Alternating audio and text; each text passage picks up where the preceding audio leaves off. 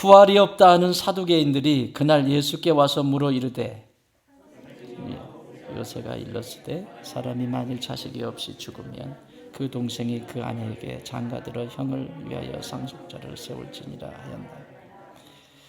우리 중에 7형제가 있었는데 마지가 장가들었다가 죽어 상속자가 없으므로 그 아내를 그 동생에게 물려주고 최후에 그 여자도 죽었나이다.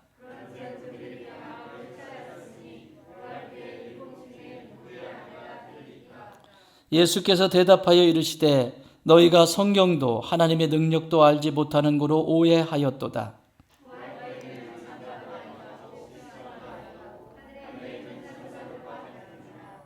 죽은 자의 부활을 논할진대 하나님이 너희에게 말씀하신 바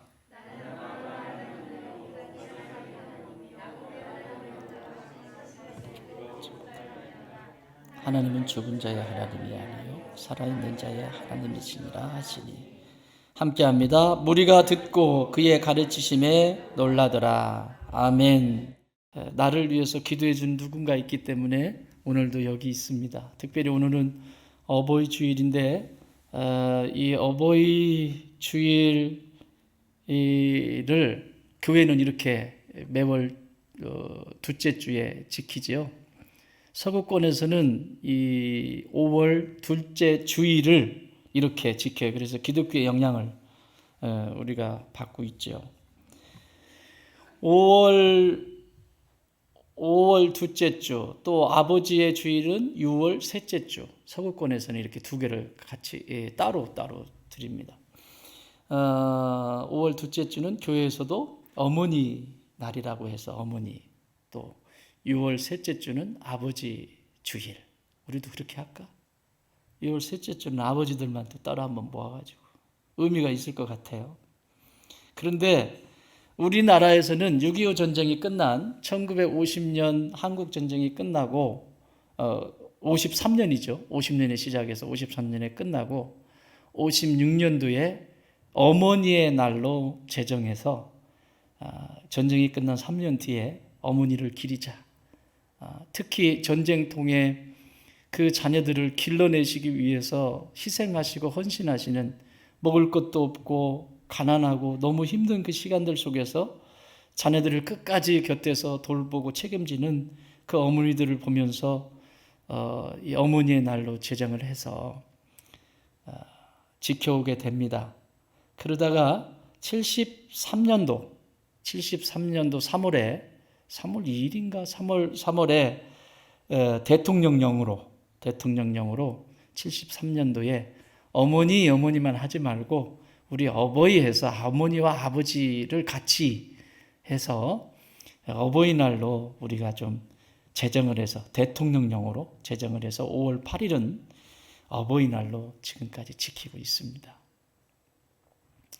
뭐 어쨌든 이 모양이든 저 모양이든 부모님에 대한 감사와 그 기림을 다시 한번 기억하는 시간들이라고 하는 관점에서 너무 중요한 것이라고 생각을 합니다.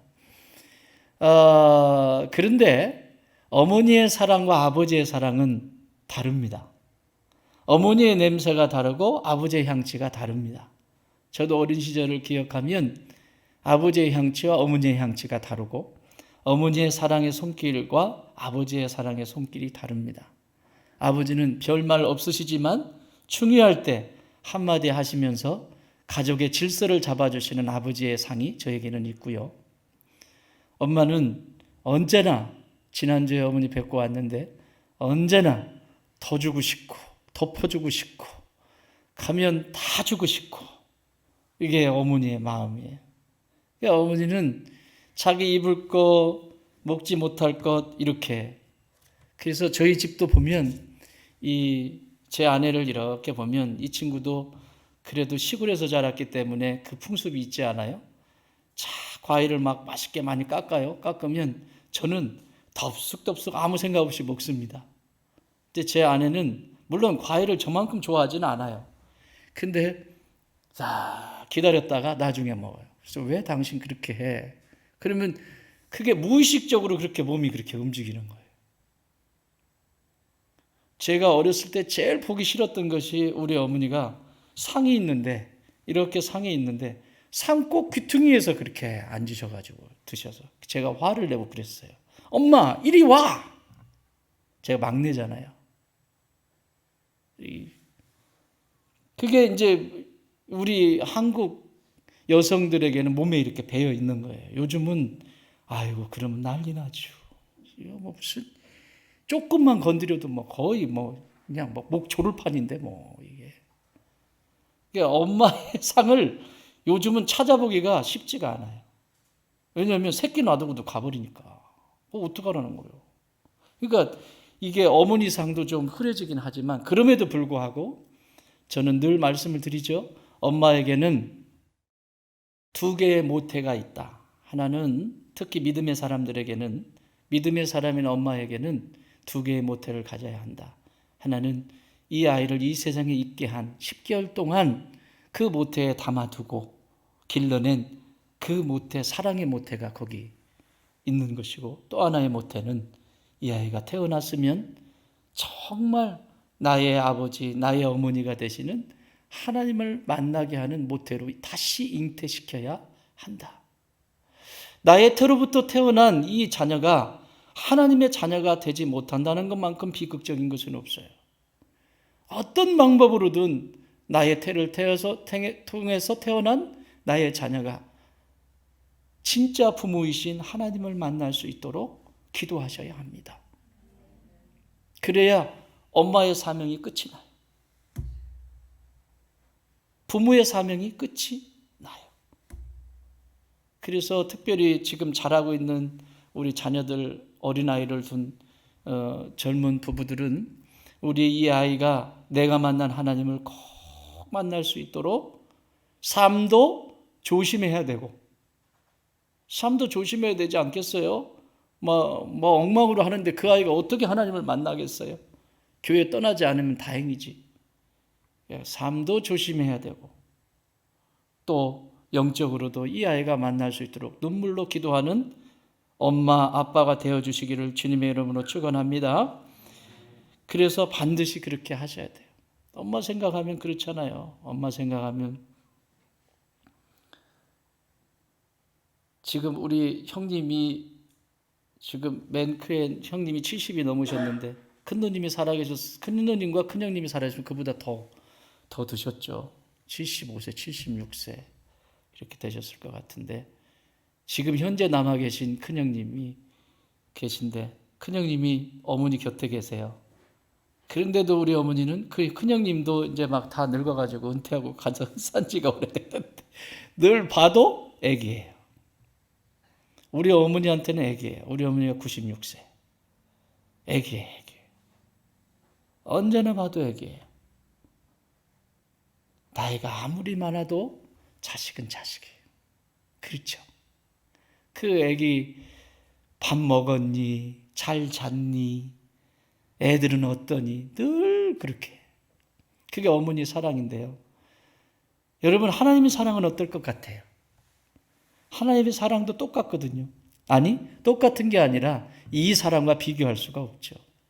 오늘 본문에 소개하고 있는 것도 하나님께서 너무너무 사랑하셔서 이 가족 공동체 안에서 믿음의 계대가 끊어지지 않기 위해서 주신 법이 오히려 오늘 왜곡시켜버리고 변질되어져서 이 사두개인들에게는 하나님의 사랑으로 전달되지가 않아요.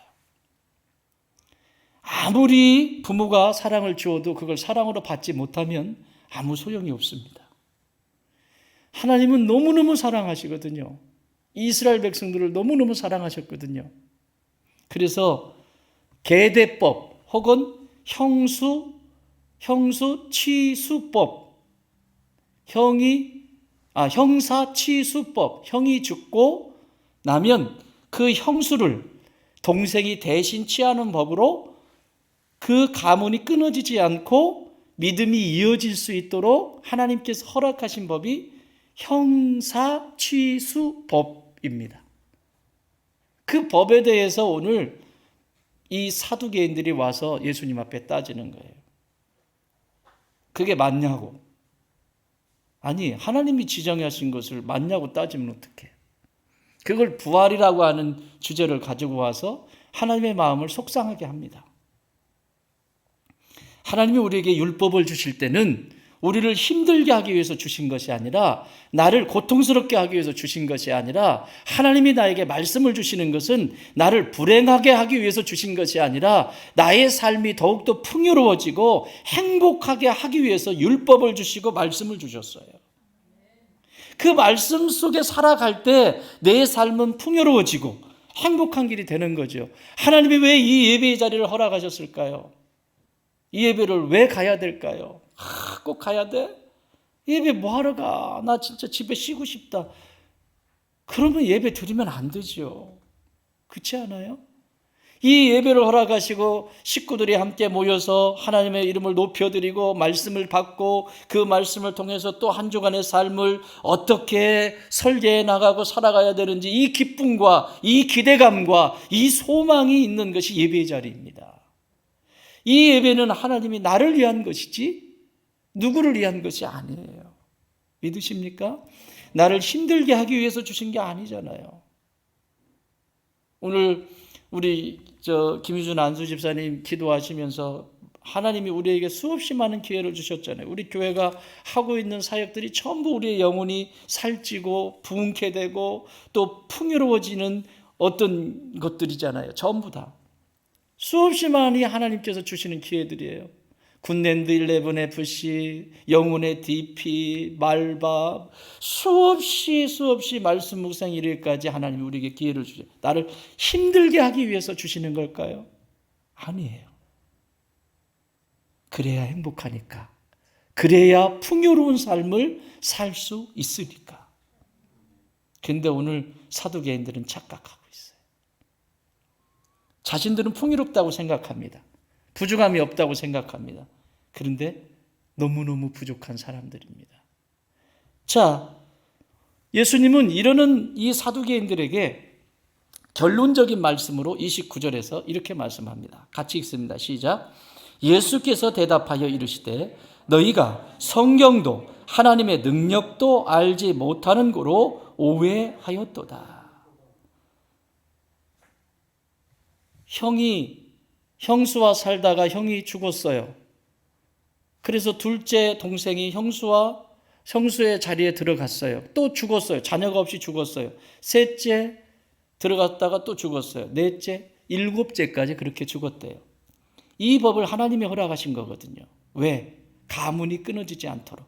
특히 영적 세계 속에서는 영적인 가문이 끊어지지 않도록 예표적으로 하나님이 보여주시는 모습입니다. 어떻게 해서든지 그 믿음의 계대가 이어질 수 있도록 하나님은 법으로 제정해서 주신 것이죠. 그런데 이들이 와서 하는 짓은 여러분 한 사람, 두 사람, 세 번째 동생까지 들어갔습니다. 그런데 죽었습니다. 그러면 누가 그 여인의 남편입니까? 이거 묻는 건데 지금 뭐라고 하냐면 일곱째까지 7명까지. 단순히 7명이 아니에요. 성경이 말하는 일은 완전한 숫자거든요. 그러니까 수없이 많은 그 밑에 동생이 있다면 더 동생이 들어갈 수 있는 상황인데 이 많은 사람들이 그렇게 해서 자녀가 없이 죽었다면 이 여인은 누가 그 여인의 남편이냐는 얘기죠. 여러분 이건 세상에서나 필요한 법이죠. 사랑하는 여러분, 이 땅에 왜 부부로 살아가게 하셨다고요? 부부라고 하는 제도가 이 땅에서만 필요한 거예요? 하나님 나라하면 부부라고 하는 제도가 있을까요? 신랑 대신 예수님 계시고 우리가 신부인데 왜 부부로 살아가게 하셨어요? 이 땅에서? 우리 젊은 친구들 일부에 많이 있었는데 젊은 친구들 눈이 이제 딱 맞으면 결혼하기 위해서 맞잖아요. 너무 좋죠. 다 좋죠. 막 그냥 웃는 것도 좋고 코딱지 떼는 것도 좋고 막 안 좋은 게 없어. 막 귓구멍에 깃밥 잔뜩 있는 것도 좋고 막 다 좋아. 자, 결혼을 했어요? 며칠이 나갈까요? 자, 질문할게요. 1개월. 결혼 후 1개월까지 갔다. 3개월. 1년. 속으로 대답해 보세요. 속으로 막 대답하네. 나는 일주일 만에 깨졌다. 막 이러고 막.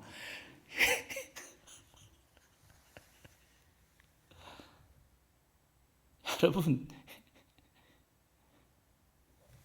우리에게 주어진 시간들 속에서 내가 이 사람을 딱 선택하고 가정을 이루기로 결정하면 무슨 영화에 나오는 신데렐라 같은 그런 꿈을 꾸지도 마세요.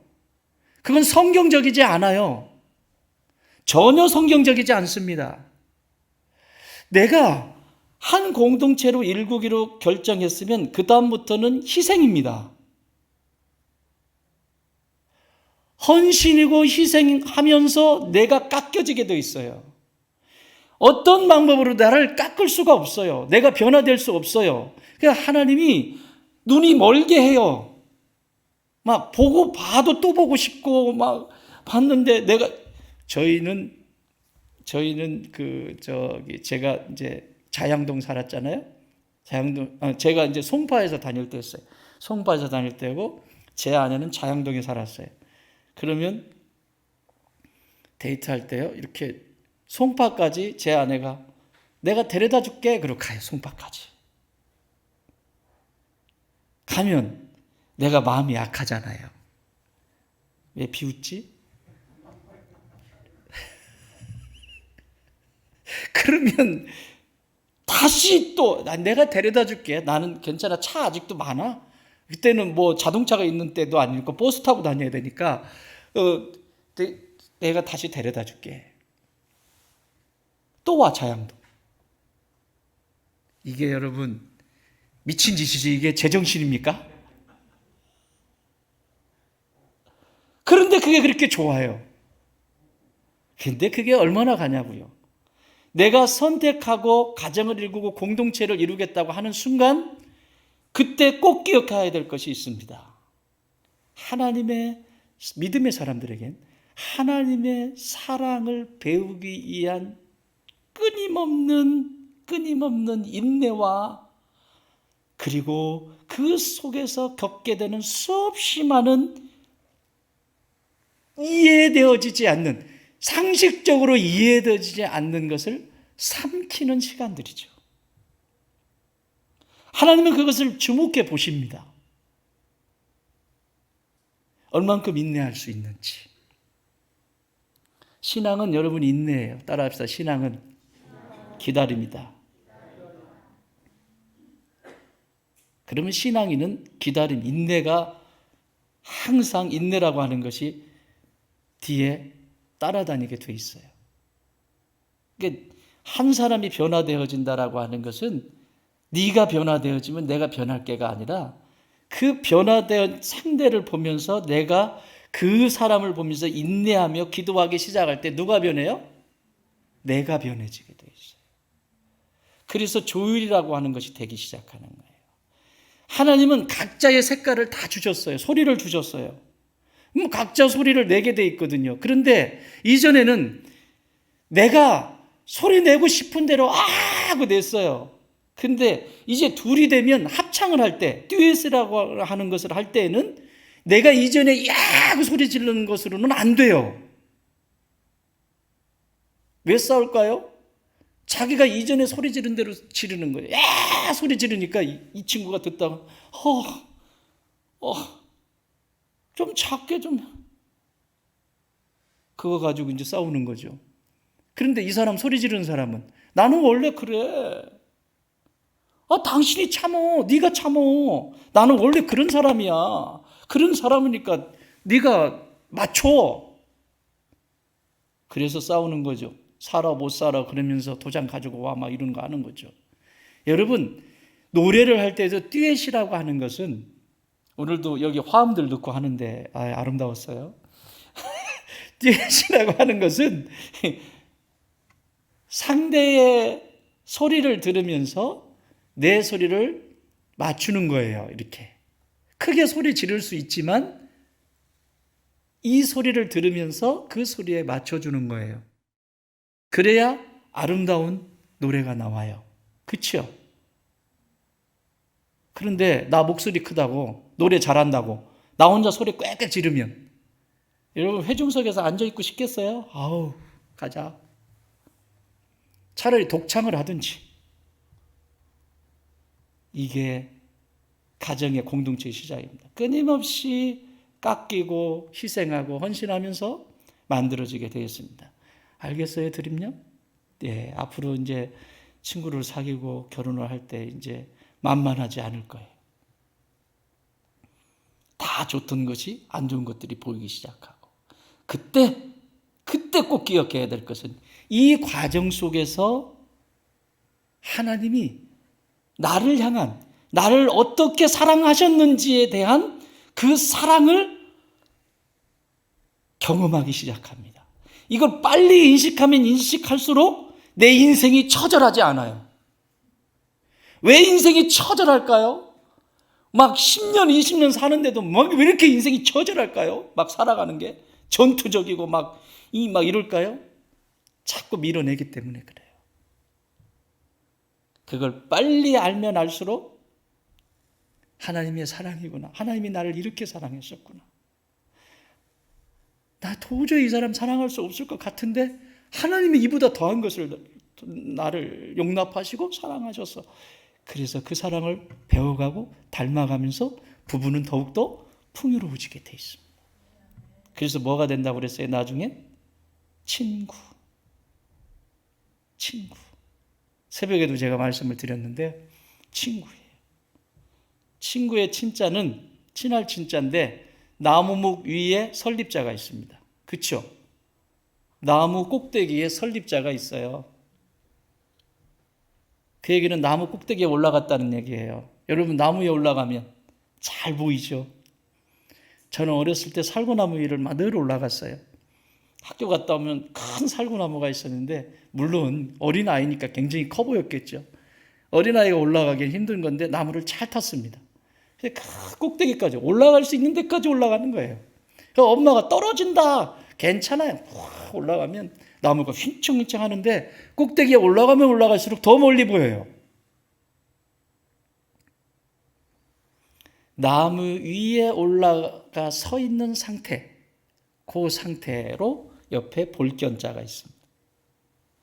그 같이 친구라고 하는 것은 나무 위에 같이 올라가서 같은 이상을 보고 그 목적을 따라서 오늘 너의 가지고 있는 좋은 것, 나의 가지고 있는 좋은 것 같이 합쳐서 작품을 만들어가는 거예요. 그게 친구예요. 뭐 이상한 그런 세상에 되지도 않는 그런 관계가 아니라 친구, 오래오래 묵어지고 그러려면 인내가 필요해요. 시간이 필요한 거예요. 왜 예수님이 우리의 시간 속에 들어오셔서 구원을 이루셨을까요? 우리가 살아가는 시간은 굉장히 중요해요. 오늘 이 하루는 지금 이 시간은 현재예요. 굉장히 중요해요. 이 시간에도 하나님의 말씀이 선포되어질 때 현재의 그 말씀이 들려지고 내 것으로 삼으면 그것이 내일이 되는 거고, 이 시간에도 말씀이 선포되어지고 예배 가운데 여기 앉아 있을 때는 딴 생각하고 또 다른 데 가서는 또 다른 생각하고 과거에 가 있고 미래에 가 있고 계속 현재가 없어. 그래서 인생이 풍요롭지 않은 거예요. 매 순간순간 내게 다가오시는 그 시간 속에서의 하나님의 선물이 나를 풍요롭게 합니다. 그것을 알 수 있을 때.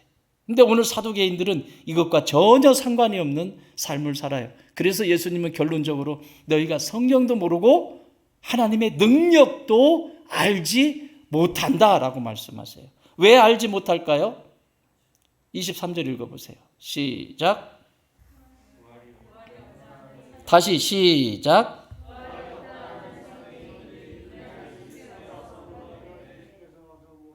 아멘. 부활이 없다고 하는 사람들입니다. 여러분 사두개인들은 부활이 없어야 합니다. 들어보실래요? 사두개인들에게 부활이 있으면 이 사람들은 지금 자신의 인생들을 다 버려야 됩니다. 자신들이 쌓아왔던 부와 명예와 권력 다 버려야 됩니다. 그러니까 부활이 없어야 됩니다. 다시 말하면 천국이 하나님의 마지막 심판이 없어야 돼요. 부활이라고 하는 것은 마지막 심판이 있는 거잖아요. 부활해서 우리가 이렇게 살다가 죽은 자도 있고 또 이렇게 해서 들림당하는 자도 있고 예수님 오실 때 다양한 모습으로 그러나 부활해요. 육체의 몸을 입고 영과 부활이 되게 돼 있어요. 그 부활은 두 가지에 일어납니다. 하나는 부활한 자에게 하나는 상을 주시기 위해서 하나님이 영원한 저 천국에 영원히 살 자들을 평가하시는 시간이에요. 심판. 믿음의 사람들, 하나님의 사람들에게 상을 주시고 천국으로 인도하시는 한 장면이 있고, 하나는 하나님과 상관이 없이 지 멋대로 자신의 인생 수없이 많은 이 땅을 살아가면서도 자기 멋대로 말씀도 없이 살아갔던 그 인생들, 믿음 없이 살아갔던 그 인생들이 영원 형벌에 빠지게 되는 심판을 통해서 둘로 나눠지게 되어 있습니다. 그러니까 바리새인들에게, 이 사두개인들에게는 부활이 있으면 안 돼요. 왜 그러냐? 좀 들어보세요. 여러분, 바리새인들은 BC 400년경, 그러니까 말라기 선지자를 끝으로 해서 예수님이 오시기 전까지 한 400여 년 정도의 공백이 있는데, 이 시간에는 하나님이 예언도 안 하시고 선지자를 보내시지도 않아요. 그러니까 이스라엘 백성들에게 항상 그때마다 하나님은 선지자를 보내셔서 이스라엘 백성들에게 회개를 촉구하기도 하고 하나님의 말씀을 대언하게 하셨어요. 근데 아무 말씀이 없으세요. 그러니까 이 유대인들 속에서 운동들이 일어나죠. 여러 운동들이 일어납니다. 그 중에 바리새인들은 말씀을, 구약의 율법부터 시작해서 지금까지 온 이 성경 속에 있는 왕조 시대와 선지자들과 이런 것들을 연구하면서 하나님의 말씀이 얼마나 중요한지에 대한 서기관들이 생기기 시작하고 그렇게 움직여가는 한 부류가 됩니다. 우리나라에도 강력한 당이 두 개가 있죠. 하나는 우리나라 당, 몇 개의 당이 있어요? 굉장히 많죠? 굉장히 많이 있는데 부각이 된 당, 당다랑당 당. 하나는 이번에 여당이 된 국민의힘, 또 야당이 된 더불어민주당. 이 두 축이 우리나라의 정치를 힘있게 지금 이끌어가고 있죠. 이 시대에도 여러 파들이 있었는데 그 중에서 종교적, 정치적으로 많은 영향력을 주었던 두 개의 파가 바리새파와 사두개파입니다. 그런데 이 400년 동안 형성이 된 게 바리새파예요. 근데 사두개파는 역사가 깊습니다. 사두개파는 1000년으로 넘어가야 돼요. BC 1000년. BC 약 1000년으로 넘어가서 다윗이 통일왕국을 이루어서 다윗이 살아가는 다윗이 왕이 됐을 때 사독이라고 하는 대제사장이 있었습니다. 그 사독의 후손들이 사두개인들입니다. 그러니까 이 사람들은 제사장 가문들인 거죠. 그러면 예수님 당시에도 이들은 어디 있었을까요? 사두개파는 성전에 있었겠죠. 당시의 대제사장들이나 제사장들은 다 사두개인들이에요. 이 역사가 너무 길다 보니까 종교적으로는 이미 기득권을 다 가지고 있고, 여러분, 종교만 갖는 게 아니라 종교가 강해지면 우리 지금 이 지구촌에도 강력한 종교가 있죠. 뭐죠? 로마 캐톨릭. 나라들이 함부로 할 수 없는, 땅은 요만큼인데 함부로 할 수 없는. 왜? 전 세계에 다 흩어져 있어요. 이 종교의 힘입니다. 이런 것들이 보이지 않는. 사두개인들도 그렇게 오면서 힘을 갖게 된 거예요. 그리고 예수님 당시에도 성전에 대제사장이나 제사장들이 사두개인들이었기 때문에 종교적으로도 엄청난, 성전 중심인 이스라엘 백성들에게는 이건 빼놓을 수가 없고, 그 집중해서 성전 중심으로 살아가는 그들은 그들의 말을 들어야 됐어요. 그뿐만 아니라 종교적으로도 이렇게 영향력을 주고 있으니까 이제는 정치인들도 이들에게 함부로 할 수가 없는 거죠. 거기에 정치까지. 그래서 사두개인들은 정치적이고 종교적인 이 두 가지를 다 지면서 부와 권력과 명예를 다 거머쥐었어요. 그러니까 이 땅에서 부족한 것이 있다 없다? 없다. 왜 이들이 부활을 믿지 않을까요? 왜 이들은 하나님의 말씀과 그리고 하나님의 능력을 믿지 않을까요? 너무 많은 것을 가지고 있어서. 따라합시다. 많은 것을 가지고 있어서. 너무 많은 것을 이 땅에서 누리고 가지고 있기 때문에 하나님의 말씀이 그렇게 중요하지 않아요. 자신들이 배운 것이 전부고요. 그리고 하나님의 능력이 중요하지 않아요. 왜? 자신들의 능력으로 다 할 수 있으니까. 오늘날처럼 이렇게 과학이 발달이 됐을 때 하나님의 능력, 기적, 이적 이런 것들을 얼마나 사모하시나요? 여러분 병 들으셨을 때 어디부터 찾아가나요? 병원부터 가시잖아요. 하나님 앞에 무릎부터 꿇으시는 분, 손 내려, 손 내려, 손 내려, 손 내려. 손 들라고 하지 말고. 내가 어딘가 아플 때 먼저 하나님의 능력을 구하는 사람이 성도예요. 당연히 이 세상의 과학과 이 세상에 준 모든 것들을 활용해야죠. 그런데 사두개인들은 그런 게 필요 없어요. 돈으로 해결할 수 있고 자신들이 가지고 있는 권력으로, 정치 권력으로 해결할 수 있기 때문에 필요가 없습니다. 하나님의 능력이 필요 없어요. 다 죽게 돼서 이 의사 저 의사 할 수 없다고 하면 모르지만 이들에게는 도움이 필요 없습니다. 그래서 예수님은 딱 한마디로 얘기해요. 너희들에게는 하나님의 말씀도 그리고 그 하나님의 능력도 너희가 알지 못하는도다. 하늘에 관심이 없다는 얘기예요. 땅에서는 부자였을지 모르지만 이들은 하늘에서는 거지였습니다. 사랑하는 여러분, 하늘의 부자가 되실래요?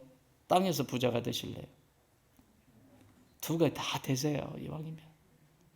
그런데 땅의 부자가 되면, 많은 것을 가지고 있으면 하나님의 말씀이나 하나님의 능력을 경험하고 그것이 능력이 내 안에 나타난다는 것은 매우 힘듭니다. 그래서 부자가 천국에 들어가는 것이 그렇게 힘든 거예요. 너무 많이 가지고 있어요.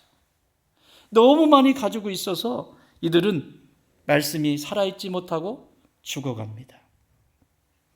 결국 이들은 그 권력을 다 가질 줄 알았는데 예수님이 십자가에 못 박히실 때가 AD 한 30년 초반이니까 그로 한 40년 뒤에 AD 70년에 로마 장군 티투스가 예루살렘 성전을 완전히 박살을 내버립니다. 이들이 지금 이 얘기를 하고 다음 세대죠. 그러니까 이들이 지금 이렇게 얘기하고 다음 세대인 40년 뒤에 흔적도 없이 성전은 사라집니다. 여러분 이들이 생각했을까요? 지금 이 성전에서 거둬들이는 게 얼마나 많은데 이 성전에서 갖게 된 이 기득권이 얼마나 나에게 이 풍요로움을 경험하게 하는데 생각지도 못했지만 하나님은 로마 장군 티투스를 통해서 역사 속에서 예루살렘 성전이 흔적도 없이 사라지게 만들어버려요. 사랑하는 여러분, 하늘의 부자가 되십시오. 내일 일을 하나님께 맡기십시오.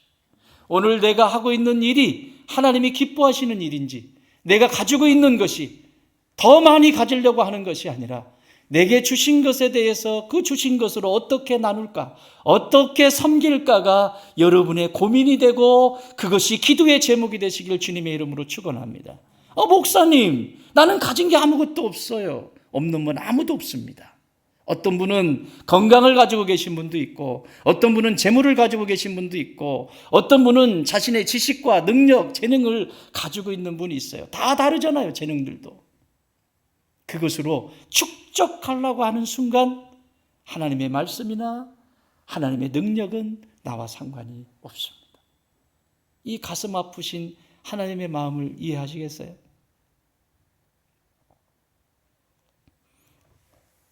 더 가지려고 하지 마시고 어떻게 섬길까가 고민이 되시기 바랍니다.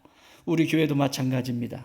우리 교회가 이게 만약에요, 어느 교회들처럼 교회를 성전을 짓는데 10년, 20년, 30년 건축 재정을 차곡차곡 해서 넉넉해요. 짓고도 남아. 그랬으면 이렇게 지어졌을까요? 소리 없이? 이렇게 행복하게 웃으면서 지을 수 있었을까요? 없어도 너무 없어. 여러분 없으면 뭐 하죠? 없으면 뭐가 생기죠? 이 안에? 간절함이 생기잖아요. 간절함이. 결핍은 내 안에 간절함을 만들어내요. 저도 새벽에 기도할 때마다 이렇게 기도해요. 하나님, 제 안에 당신을 알고자 하는 이 간절함이 사라지지 않게 해주세요. 주님 오시는 날까지 다른 건 모르겠는데 이 간절함이 사라지지 않도록 저의 영혼을 깨워주세요. 무슨 욕을 해도 괜찮습니다. 내가 하나님을 알고자 하는 이 간절함이 내 안에 사라지지 않게 해주세요. 이게 제 1번 기도 제목이에요. 그래서 그런지 자꾸 간절한 일만 생겨요.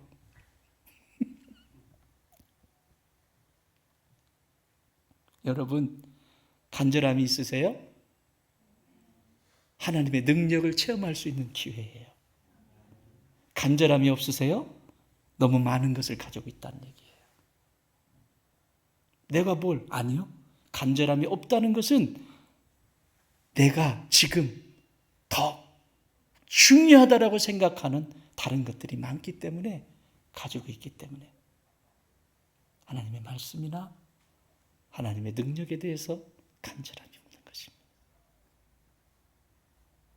오늘 어버이 주일입니다. 부모는, 특히 엄마는 자녀들에게 다 주고 싶죠. 그런데 자녀들은 줘도 더 달라고 그러죠. 하나님 앞에서도 똑같아요. 하나님 우리에게 전부 주셨거든요. 이게 다 네 거다. 여러분, 누가복음 15장에 보면 그 둘째 아들, 첫째 아들 그 얘기 하시잖아요. 그 나와가지고 그러고 왔는데 첫째 아들이 뭐라고 그래요? 왜 나는? 아버지 나한테는 뭐? 그랬더니 아버지가 하시죠. 야, 이거 다 네 거다. 그거 양 한 마리, 소 한 마리, 몇 마리 잡았다고 그렇게 화를 내고 그러니 이거 다 네 거잖니. 여러분, 하나님이 이 세상의 모든 것을 누리도록 나에게 선물로 주셨습니다. 믿으십니까? 그런데 그 선물로 주신 사람이나 선물로 주신 환경이나 선물로 주신 이 많은 것들을 보고도 만족을 하지 못해요. 자꾸 뭔가 더 달래요. 그것을 주신 것에 감사하고 귀히 여기고 고마워하고 할 때 그 위에 더욱더 풍성함이 있게 되는데 늘 부족하다라고 말합니다. 하나님은 나에게 오늘도 넘치도록 주십니다. 그러면 기도할 때 어떻게 기도할까요? 주세요. 이것 주세요. 저것 주세요. 그러고 있을까요? 하나님 감사합니다. 나 같은 것에게 우치 이런 새끼를 주셔서 하나님 감사합니다. 나 같은 것에게 어떻게 이런 멋있는 남편, 이렇게 멋있는 아내를 주셨는지. 아멘 소리가 안 난다. 큰일 났다 이거. 어떡하지? 앞에까지는 나왔는데 자식을 주셔서 아멘 하더니 이렇게 멋있는 남편, 이렇게 멋있는 아내 했더니 이게 뭐지?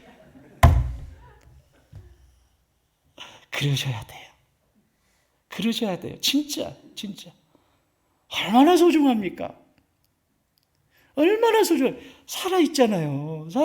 막 손만 떼도 이렇게 따뜻하고 막 있잖아요. 그런 거. 얼마나. 목사는 죽음의 자리에 많이 가잖아요. 그죠? 지난번에도 갔다 왔는데.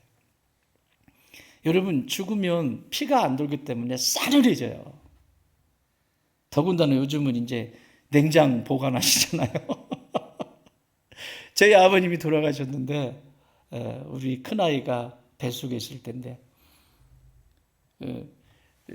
내려갔는데 명절에 추석에 뵙고 면도 싹 해드리고, 그리고 아버지 천국에서 천사가 오면 정말 아버지 보시지도 않은 그 어마어마한 이 세상에 이거 보지도 못한 것이 보일 텐데 천사 양반이 자 갑시다 그러고 덥석 타세요. 그러면 덥석 타시면 안 된다고. 그때 꼭 부탁을 하라고 그랬어요. 근데 일주일 전에 얘기하고 왔거든. 추석에 가가지고 면도 싹 해드리고 뽀뽀해드리고 탁 하고 그러고는 꼭 부탁을 했어요. 그랬더니 이렇게 하셨거든요. 그런데 얼마나 좋으셨는지 일주일 뒤에 전화가 왔어요. 아버지 돌아가셨다고. 그러니까 부탁하라고 그랬잖아. 천사 양반 잠깐만요. 내가 막내 아들한테 얘기도 좀 할 게 있고 또 자녀들 불러서 얘기도 좀 하고 갑시다. 이렇게 부탁을 했는데 얼마나 좋으면 거기 예상 문제까지 냈다니까 내가. 여러분 천국에 가는 것이 얼마나 좋은 줄 아세요? 나는 우리 아버지 부부 때 확실히 더했어. 덜쑥 타버린 거예요. 그래서 갔는데 자동차를 몰고 내려갔는데 이렇게 누워 계시더라고요. 그 방에. 그래서 이렇게 싸늘해. 일주일 전만 해도 그렇게 따뜻했던 분이 싸늘해. 여러분, 제가 손을 만져볼 수 있고, 온기를 느낄 수 있고, 감사하십시오. 불평 가지면 가질수록 한도 끝도 없어. 인간은 욕심이 한도 끝도 없다. 따라합시다. 간절함이 없다는 것은 많은 것을 가지고 있는 것이고, 많은 것을 갖게 되면 간절함이 없다. 그래서 아무 소용없는 말씀도 어떤 것도 아닌 그 역할을 감당하게 됩니다. 두 번째는요, 배운 것이 너무 많아요. 이 사두개인들은 모세 율법 5가지 성경을 달달달달 외우고 있는 사람들입니다. 성경 중에서 이 5권만 인정을 해요. 사두개인들은. 왜냐? 제사장들이니까. 모세 오경 5권, 창세기, 출애굽기, 레위기, 민수기, 신명기 이 5권을 달달달달달달 외우고 있는 사람들인데 그것을 외우고 있는데 부활에 대해서 얘기하는데 예수님이 이제 듣다가 설명 듣고 듣다가 약간 불편하셨어요. 그리고 나서 오늘 32절에서 이렇게 말씀해요. 31절에서 죽은 자의 부활을 논할진대 하나님이 너희에게 말씀하신 바 이렇게 죽은 자의 부활을 논할진대 이것을 누가복음에서는 좀 자세하게 풀어서 얘기하셨어요. 누가복음 20장 37절 죽은 자가 살아난다는 것은 모세도 가시나무 떨기에 관한 글에서 모세 오경을 얘기하는 거예요. 주를 아브라함의 하나님이요 이삭의 하나님이요 야곱의 하나님이라 칭하였다. 하나님은 죽은 자의 하나님이 아니요 살아있는 자의 하나님이시라. 하나님에게는 모든 사람이 살아있느니라. 이게 부활이에요. 이게 지금 어디에 기록되어 있어요? 자신들이 달달달달 외우고 있는 모세 오경 안에 들어있는 말씀이에요. 그래서 항상 선조들에 대해서 이야기할 때 이삭이 요셉이 기도할 때도 그렇고 이 후손들이 기도할 때 아브라함의 하나님, 이삭의 하나님, 야곱의 하나님이요 이렇게 얘기하잖아요. 그건 뭐냐면 아브라함도 살아있고 이삭도 살아있고 야곱도 살아있다 이 얘기입니다. 이게 부활이에요. 인생의 육체는 죽은 것 같지만 지금 살아있다는 거예요. 만약에 부활이 없다면 이들은 죽은 자다. 그걸 예수님이 똑똑히 말씀해 주시는 거예요. 없다고? 부활이 없어? 왜 없을까요? 너무 많이 알아서. 그런데 너무 배운 것이 없어요. 오늘날도 마찬가지입니다. 하나님의 말씀을 많이 아는 것도 중요하지만 그 말씀이 내 영혼의 양약이 되셔야 해요. 그 말씀이 나의 영혼을 다스리고 내 삶에 적용이 되어지고 그것이 내 삶이 변화되어지는 그런 역사들이 일어날 때 부활의 하나님이 나의 하나님이 되시고 그 배우고 익힌 것이 내게 양약이 되어지는 것입니다. 그렇지 않으면 오히려 배운 것이 사람을 죽여요. 부활이 없대잖아요. 자기에게 옳은 대로, 자기에게 맞는 대로 해석을 하고 자기에게 맞는 대로 맞추어서 성경도 또 더군다나 하나님의 능력도 체험하지 못하게 합니다. 사랑하는 여러분, 우리의 부모님들은 아셔도 모르는 척 하시잖아요. 근데 자녀들은요, 조금 크면 저희 아이들이 그러더라고요. 나는 어렸을 때 아빠가 모든 걸 다 잘하시는 줄 알았어요. 그런데 이제 지들이 크니까 에게 이렇게 되는 거죠. 조금 더 나이 들어보세요. 에게게 이제 이러죠. 그런 거예요. 그래서 이 아이들도 이제 성장하면서 겸손이라는 걸 배우죠. 그렇죠? 겸손이라는 건 그냥 배워지지 않아요. 수없이 많은 비바람을 맞으면서 겸손해져요.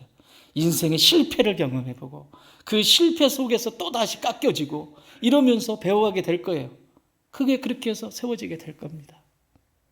그들을 격려하고 지지해 주세요. 배워갈 거니까. 말씀 정리합니다. 하나님은 나에게 많은 것을 주실 때는 축적하라고 주신 것이 아닙니다. 나누라고 주시는 것이고, 많은 것을 가지고 있다는 것은 하나님의 말씀도 하나님의 능력도 믿지 못하는 변질되어져 버린 성도의 삶을 살라고 주신 것이 아닙니다. 하나님은 성경은 우리에게 변화의 삶을 살라라고 가르쳐 주십니다. 로마서 12장 2절, 너희는 이 세대를 본받지 말고 오직 마음을 새롭게 함으로 변화를 받아 하나님의 선하시고 기뻐하시고 온전하신 뜻이 무엇인지 분별하도록 하라. 예수님은 오늘도 당신을 더 많이 체험적으로, 모든 성도들이 막연한 예수님이 아니라 체험적으로 알아가기를 원하십니다. 그 체험적인 신앙을 가로막고 있는 것이 뭐냐면 선지식입니다. 내가 만들어 놓은 잘못된 지식이 하나님이 역사하시고 싶으신데 그 안에 들어가지 못하도록 막아섭니다. 내가 배운 이전의 모든 삶의 신앙의 습관들이 오늘 다가오시는 예수님을 가로막게 됩니다. 사랑하는 여러분, 잘 배우셨습니다. 많이 배우셨습니다. 그러나 그 배운 것이 생명이 되기를 바랍니다. 그 배운 것이 영혼을 살려내는 복의 통로가 되시길 주님의 이름으로 축원합니다.